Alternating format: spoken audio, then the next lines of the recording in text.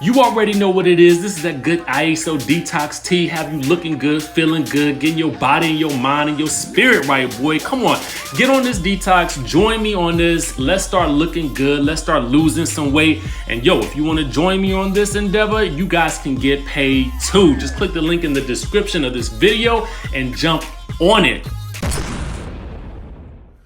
What's up, y'all? It's your boy Richie Scott. We are back with another video. I got my tea, you know, that good detox tea, and I'm ready to go, okay? Make sure you guys hit the subscribe button down below, hit that notification bell button so that you can be clued into when we drop new content right here on this channel. And with that being said, let's go ahead and stage dive right into what we got to talk about today, because this episode of the Real Housewives of Atlanta reunion for part 3 was a little bit insane, okay? We're going to get to the episode in just one second, but I think that we have a lot of other news that we have to cover first. You guys know I like to do the news, and then we'll actually get into the behind the scenes with the episode and sort of breaking it all down together to sort of come up with some type of conclusion to see if we were really able to really solve any of the great mysteries of season 12 of the Real Housewives of Atlanta now that it's over, okay? First things first. I think I should just go ahead and tell you guys the news and the word on the streets, according to that good TMZ, is that Yovanna has been asked back for season 13 of the Real Housewives of Atlanta. Oh yes, let's get into the story, okay? Because they're saying that sources close to production are telling them that they've invited her to sign on for season 13 as an official cast member. Apparently, contracts went out to all the ladies after they filmed the reunion, okay? And then they're saying that her role for next season will be to piggyback off the scandal that erupted this season, okay? So this whole Snakegate drama, you know, that we're gonna actually dive into in just a second, is going to be further explored, because at this point in time, Nene and Yovanna have yet to kind of confront each other in any way, shape, or form, because Nene did leave the building, okay? So she never really got a chance to confront Nene about Snakegate and how it affected her, okay? So I just want to know from you guys, are you here for this? You know what I mean? Like, are you guys here for Yovanna picking back up from this whole incident and sort of integrating in with the cast? Now, I'm just going to go ahead and tell you guys, it is an interesting move on behalf of Bravo. I want to know, let me know in the chat right now if you guys are here for Yovanna jumping in as an official cast member on next season's show, okay? For season 13, are you guys here for it? Do you think that Nene will actually return? I do think that it would be interesting to have Yovanna on to see how that whole situation plays out, especially in light of some of the reactions that a lot of the cast members had in very different ways with regards to what Yovanna revealed during the episode, which we are going to get to momentarily. So drop down in the chat what you guys think about this. Are you here for it or no? Type yes if you are, type no if you are not. Not here for Yovanna or here for Yovanna. That's probably a better hashtag. Here for Yovanna or not here for Yovanna. Let me know down in the chat or in the comment section below. Now, let's get into a couple of other little tidbits. Now, Yovanna had indicated on her Instagram that she would be dropping receipts, and it looked like she was going to be dropping some type of, you know, text exchange between Nene Leakes and her. That's what I was looking for, okay? But I didn't happen to see that. What I did see was a diss track aimed at that good Nene Leakes titled Queen Bee, similar to that of the Lil' Kim song Queen Bee. Let me know in the chat message if you guys have heard the song, what you think about this particular diss track. Do you think that it stands up to the Kandi Burruss song, Used to Love Me, or Nene Leakes' new single, Come and Get This Honey? Rank the 3 singles from 1 to 3. Like, which is the best? 1 being the best, 3 being the worst. Like, who did you think had the best single? Did Yovanna have the track? Did Kandi have the track? Or did Nene have the track? I'm just kind of interested to know what you guys think.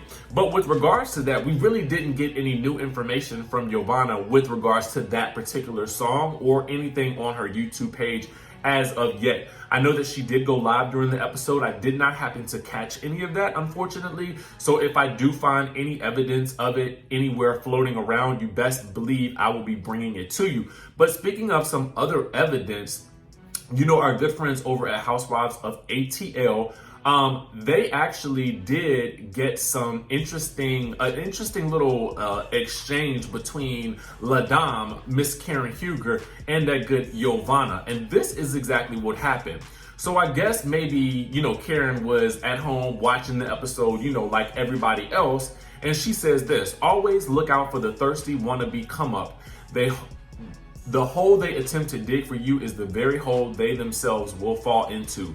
Hashtag common sense, powerful, Real Housewives of Potomac, Real Housewives of Atlanta, okay? And then it looks as though Yovanna is clapping back at her. Now, I'm not sure if it is, but it seems as though this is what it was about.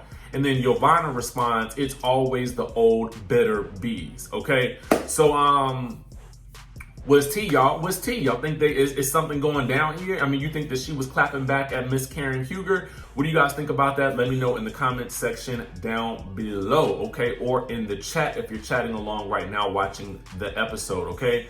Now let's move on to another bit of information. Now on Saturday, guys, we did a video. I was literally sitting in my car, okay? Because I had to just come out and just get this, you know, this information out. But we found out that, you know, according to Kenya Moore, okay, Nene had hired, allegedly, Lisa Bloom to represent her in order to sue Bravo and True Entertainment or Truly Original. I'm not sure what the exact name of it is at this point in time because I think they merged. But she was attempting to sue them allegedly because of her not getting certain deals or certain spinoffs or something like that, okay? Now, we know this whole spinoff situation between Kandi and Nene has been going on for the past couple of weeks, okay? With Nene basically saying that there's season after season, some person is getting a spinoff and she is apparently not getting it, okay? Well, Kandi took that footage, right, of Nene mentioning it, and she actually inserted it in her video, right, on how to get a spinoff, okay? So when I actually saw that video like weeks ago when Kandi did it, right? And I saw the whole intro was Nene basically talking about how certain people keep getting a spinoff, and then Kandi explains how she got her spinoffs, okay? And so then what I noticed this past weekend was that the video was re-uploaded, okay? Now, I did not watch the video. I was just like, well, why is this re-uploaded? Because I noticed the date on it, right? Well, here is the tea on that. Let me pull this up, okay? Because Kandi reveals in her speak on it, okay, with Kenya Moore, and it was so much that was happening in that speak on it, but I really focused on the biggest piece of information that I saw at the time, okay? But this is something that Kandi let slip. She said, I did not tell anyone, but right after we taped the reunion, the very next day, Nene had her attorney send me a letter and basically said I was using her likeness without her permission, and they demanded that I take the video down that I had posted of her, okay? Now, according to Kandi, again, like I said, she had posted a video in which Nene was making comments about Bravo giving the same people multiple spinoffs, something Kandi felt was a shot at her. Now, Kandi admits she did remove Nene's part from her YouTube video after receiving the legal letter. However, Bravo ended up showing that clip of Nene during part 2 of the reunion last Sunday. Kandi said this: her lawyer sent me a letter asking me to take it down because they didn't want y'all to see it, but apparently Bravo decided they wanted y'all to see it anyway, and they put it in the TV show, okay? And that's pretty much it on that. So that is why Kandi was sent a cease and desist letter, and that is why she altered the video and then reposted it, because she ended up taking Nene out. But as we see Kandi said, they still ended up using the footage in the episode, which is kind of crazy to me that they did that. But let me know what you guys think about this. Was it worthwhile for her to send Kandi a cease and desist letter with regards to that situation? You know, people insert clips from, typically people can insert clips from other, you know, shows and videos if they're going to be providing commentary on it in an educational format or in a way that dissects or reacts to the footage. Now, that's something that a lot of people do here on YouTube. So it was shocking to me that she chose to have her take that down, okay? But, you know, she has a right to do so, and if it's legally possible for her to do it, then she just took the route that she chose best, okay? So let me know what you guys think about it in the chat message below. Did you think it was that serious? I personally didn't think it was that serious. I mean, they were going at each other, it seemed like, at that point in time. And Kandi obviously took it personally, what Nene said. But at the time, I just didn't even think that she was talking about Kandi. Initially I thought it was either Kim Zolciak or Lisa Vanderpump. But did you guys think it was Kandi or not? Let me know in the comments, okay? Let's move right on along because we got a lot to dissect with the episode. Now, I want to know something from you guys. I want to know what you guys think about the episode in general. I want you to rate it on a scale of 1 to 10. Now, I'm kind of torn about this because, you know, for me, I'm probably gonna give it. My mind and my spirit are telling me 7.5 to an 8. Okay, 7.5 because I feel like I have several mysteries here that I really don't feel like were explicitly solved. One, and that is Snakegate. I still don't feel like I really know the real deal about everything with Snakegate. And honestly, we didn't get any closer to finding out what really happened because Nene left, and more on that in a second. But also, we didn't really get to the core of the issue of what is going on with Kenya Moore and Nene, because really, I feel like this. At the core of their issues is something that is bothering or irking Kenya Moore. And I don't necessarily feel like it's been explained properly. I get it that Kenya doesn't feel like Nene's that good of a friend, but I just feel like, given the context of this show, you know, the ladies will make up to break up, make up to break up, make up to break up. And that's pretty much the essence of this show.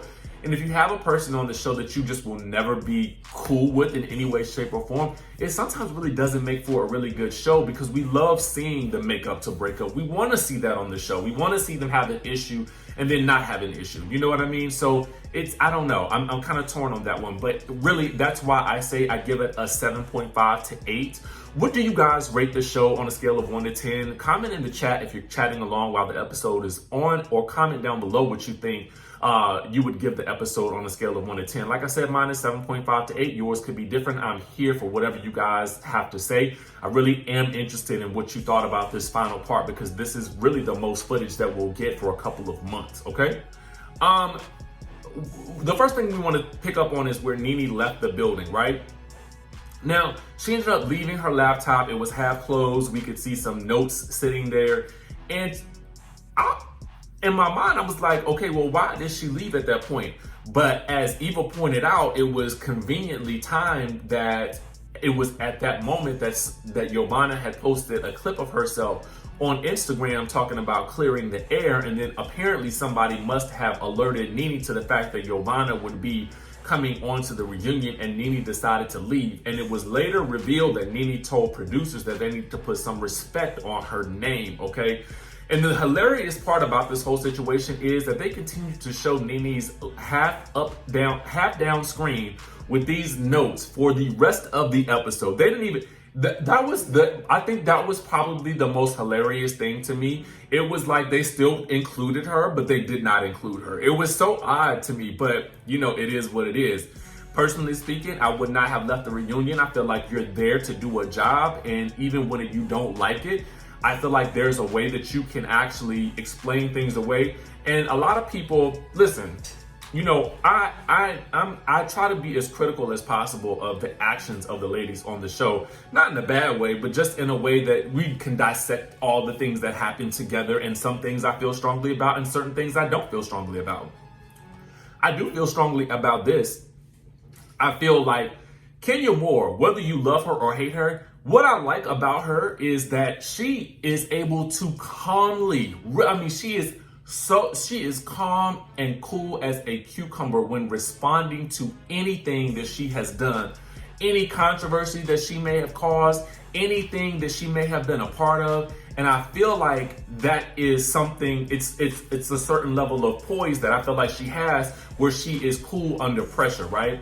Now, Nene, because she is a reactor, which makes for a great television personality because you want people that can react like that. You know what I'm saying? You want people that are going to give you those big emotions. And she's often said that she wears her heart on her sleeve. I sometimes feel like that can be her downfall because I myself am an emotionally driven person, okay? So sometimes I feel like in the past I have reacted to something based on my emotions, but I'm really learning as I get older to react based on what my mind says, not what my heart says at the time. Does that make sense to you guys? Comment below if you kind of get what I'm saying in terms of that, or if you are that type of person as well, okay?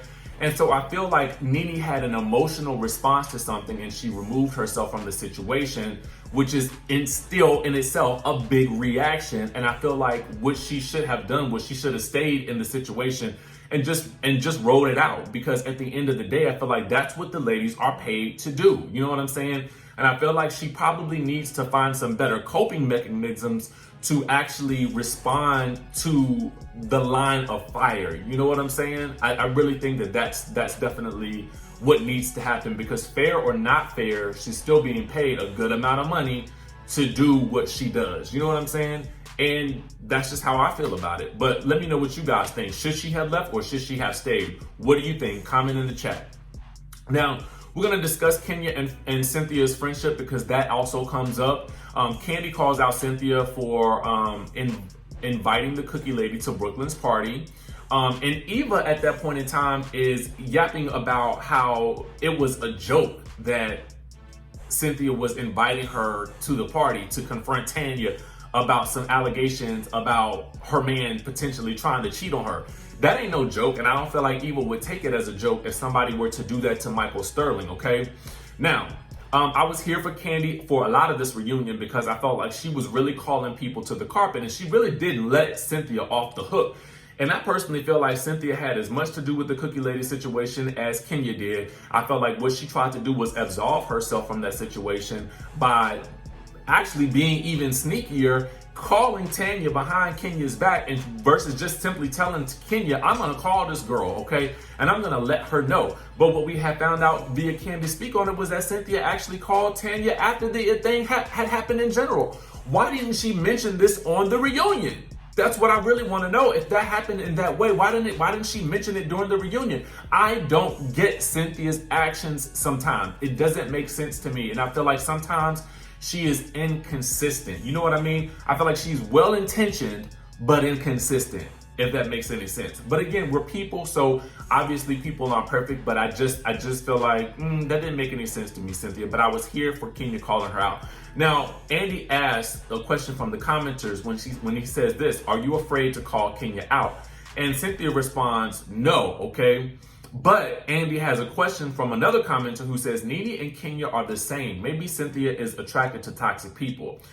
I'm not gonna call either of those ladies toxic, but what I will say is that I feel like at times they are toxic for Cynthia, because I feel like what happens is Cynthia, I feel like, allows herself to be victimized by people who just have very strong personalities. I've said this before, and I feel like this is the main issue with Cynthia in this particular friendship triangle, is that I feel like needs to step away from these two women and sort of think about who she is on her own. You know what I mean? And maybe that's something that we will get to see next season, especially if she comes back, you know what I mean? And having all this time away from everybody with Mike in LA and all her family and stuff like that. I want to see a stronger, more independent Cynthia in terms of the show. I'm sure she's a strong woman in real life, but that's just what I want to see in terms of this show, okay? Now, the other mystery that I talked about earlier was the Nene and Kenya issue. I still don't understand the core of their issues. You know what I'm saying? I know that Kenya feels like Nene was not a good friend to her, but I felt like, they ended season 10 seemingly on the same side with them versus Kim, and I don't understand why that didn't continue throughout. I think with Kenya is, in my mind, what it sounds like from Eva and Cynthia and Kandi, is that Kenya is probably a better friend off camera than she is on camera, right? And so maybe she was expecting the same from Nene, but I feel like maybe they just expected the same things from each other at different times. I don't really know, to be quite honest with you, and furthermore, I'm bored with it. So I could care less at this point, but I just felt like it wasn't resolved. And it wasn't resolved also because Nene left the building. The question comes up about, was Kenya trying to provoke Nene? Now, Kenya says this: All the ladies know that I was not trying to provoke Nene by walking up behind her to talk to Shamia. Eva says she was trying to get away from Nene. Wrong. If she was trying to get away from Nene, she would have walked someplace else and called Shamia over to talk to her. But by going back around Nene's back to exactly the place where Nene is behind her, I felt like that was kind of like asking for trouble, and I do feel like it was provoking. I really do feel like that. And because Nene is a reactor, she reacted in a major way. So I also was here for, at this point in time, Porsha chiming in with her perspective of what happened, because what Porsha described is what we ended up seeing on the show, is that Kenya walked directly behind Nene right after they had finished arguing. But it sounds like from Kenya, there was a little gap in the time frame from when they were actually arguing to when she wanted to talk to Shamia. So you never know, because production can possibly edit things in such a way, maybe not to be misleading, but because for the sake of time. You just don't know. You know what I mean? What I love was Porsha's read about Kenya talking for 45 minutes and giving a Color Purple monologue. That to me was hilarious. But Kenya commented that Porsha was looking for a storyline. I didn't really feel like that. I felt like Porsha was recalling her version of the events as they happened, but it also seemed to line up with what the viewer actually saw, if that makes any sense. So who knows how it actually really went down, because obviously we don't get everything.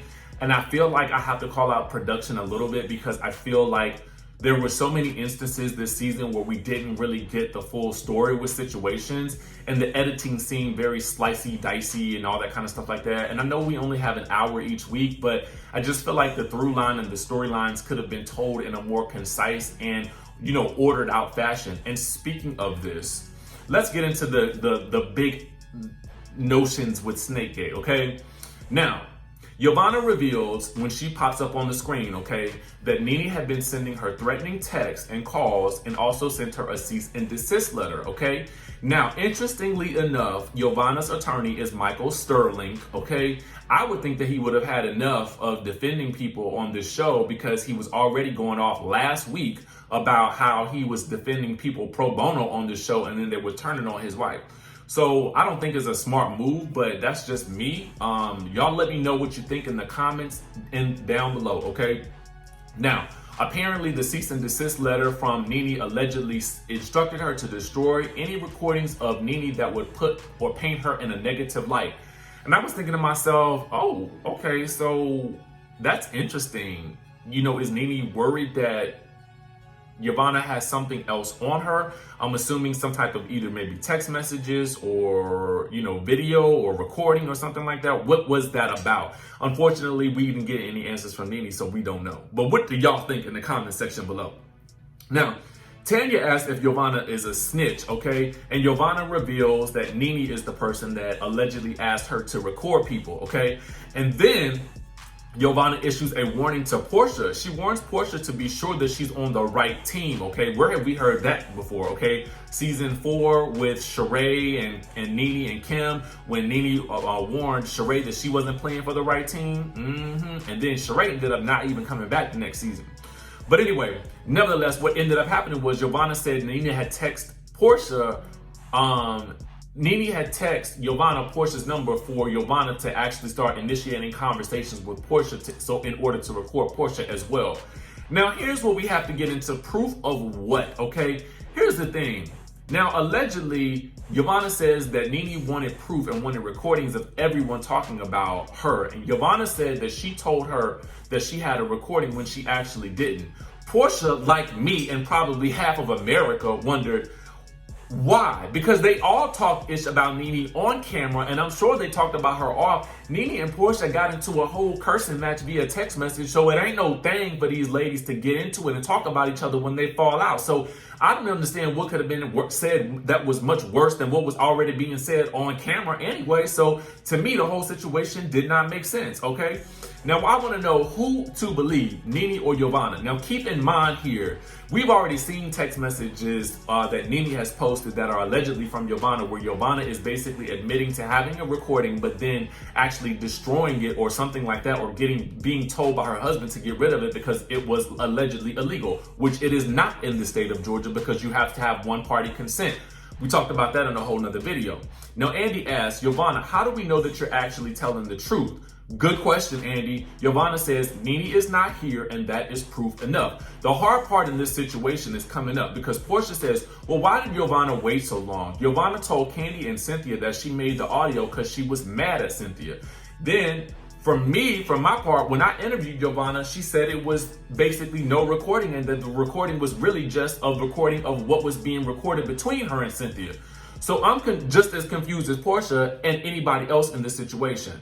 Now, Andy asks, who believes Yovanna? Kenya, Eva, and Cynthia raised their hands. Kandi is kind of half in and half out.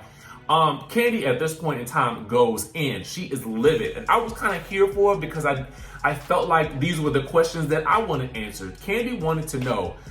She felt like both Nene and Yovanna were snakes. And she says that Nene was apparently using Yovanna as a pawn, and it was made even worse because Kandi felt like this is somebody that they had let into their lives, and now that they had let them into their lives, she would go and say that she had a recording or would do something crazy like that, and Kandi was just pissed, okay? So then Nene calls Porsha apparently, which Andy says is stupid because she can literally just hop back onto her computer and not the phone, okay? So they don't really get any word from Nene really too much about what's going on with this situation, all right? And Kenya basically says, why are we giving her the floor and she's not here? And then Andy follows up with, we're wasting time. We end the reunion on an interesting note. Eva apologizes to Marlo for accusing her of being the snake. I want to know, because this season feels to me very still unsettled, and with the news that Yovanna may be coming back next season, I want to know what you guys think about the season and the ending overall. Were you satisfied with it? Were you happy with it? Do we feel like we really know the truth? Do we feel like we need more information? Do you feel like you'll get any more information? Let me know down in the comment section below. This video is a little bit longer than I normally want it to go, but we had so much to cover with regards to Snakegate and the reunion and everything else and the news that I just had to sort of break it all down as best as I could. Make sure you guys comment down below, hit the subscribe button, hit that notification bell button, and as soon as more news pops, we will definitely get into all of it. We're going to be watching this situation to see exactly what happens next. And for that, that's a wrap on season 12. I'll talk to you guys later.